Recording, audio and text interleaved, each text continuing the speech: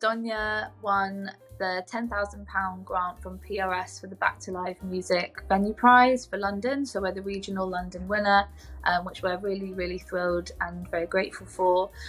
We'll be spending the money on improving our live performance setup, that when people come to perform here, their experience is even better than it already is. We work with a lot of upcoming artists, a lot of independent artists. So for many people, it might be their first gig or the launch of their first EP. So we're very, very pleased to have received this money from PRS. I wanted to start off with what it was like before winning the prize. You know, what were some of the challenges that music venues were facing in London? Yeah, I mean, it's been a really difficult year across the board. A difficult few years, the last 3 years, I think, for most people working in the hospitality and the arts sector has been really, really difficult.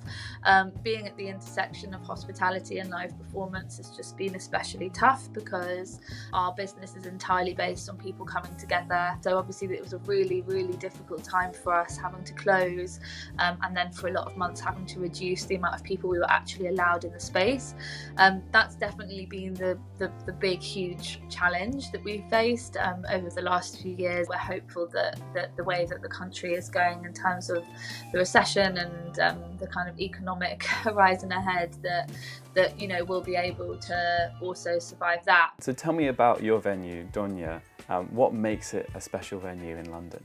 We are a music and mezcal bar, so we are a mezcal cocktail bar. Mezcal is a Mexican spirit made from the agave plant. And then on the other side, we are a very committed kind of arts and community space. So the focus is on live music, but we also cover all of the performing arts, so comedy, drag, burlesque, cabaret, and we're very, very committed to providing a really beautiful and really nurturing space to up and coming creatives. So our two principles are independent creativity and empowered feminine energy. We're owned and run by women, which I know from my experience of being in events for a decade before I opened the bar is very, very rare, and so we're very proud of that fact. And it's really nice to be recognised by an organisation like PRS, who has such a huge breadth, and I'm sure they received so many incredible applicants.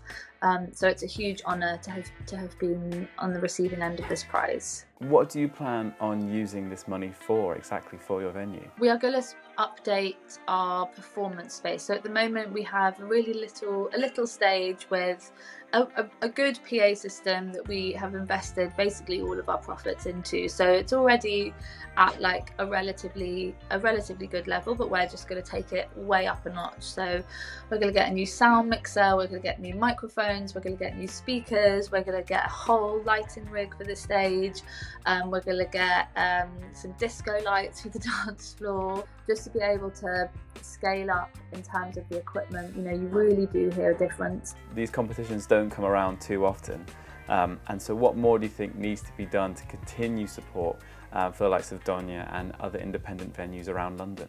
When it comes to the amount of work that goes into running and keeping a space open, and all the people who work in those spaces as well, it is really a labour of love. Working late at night, serving people drinks, performing any kind of show that is designed to make people forget their troubles and step out of their life and have a bit of a break from the world and all of the heavy things that it comes with. In my opinion, this is what makes it worth being alive. And the support that the industry receives is very poor when you think about actually the service that it is providing. Especially for grassroots venues and independent businesses, we need more support. We need our customers to be loyal to us.